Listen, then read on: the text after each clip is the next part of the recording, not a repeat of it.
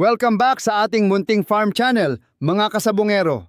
Ngayong araw, pag-uusapan natin ang isang kilalang-kilala at hinahangaang bloodline sa mundo ng sabong, ang White Kelso. Ang White Kelso ay isang strain ng game fowl na kilala sa tapang, bilis, at talinong lumaban. Isa ito sa mga paboritong bloodline ng mga breeders dahil sa mga sumusunod na katangian. Smart fighter, marunong magbasa ng galaw ng kalaban at bihasa sa timing. Strong cutting ability, matulis at mabilis ang bitaw, kaya't madalas nakakalamang sa laban.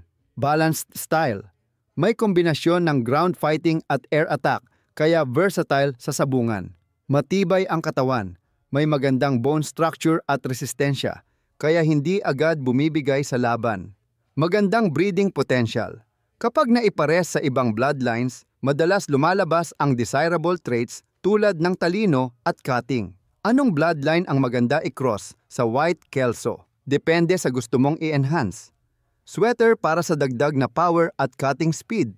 Hatch, kung tibay at tapang ang hanap. Roundhead para sa bilis at liksi. Albany, kung gusto mo ng balanseng estilo at lakas. Mga disadvantage ng White Kelso. Minsan kulang sa power. Dahil mas diskarte kaysa brute force, may laban na hindi sapat ang lakas kung kalaban ay puro banggaan. Pihikan sa cross. Hindi lahat ng bloodline ay swak ihalo sa Kelso. Kailangan ng tamang pares para hindi mawala ang talino at cutting. Maselan sa conditioning.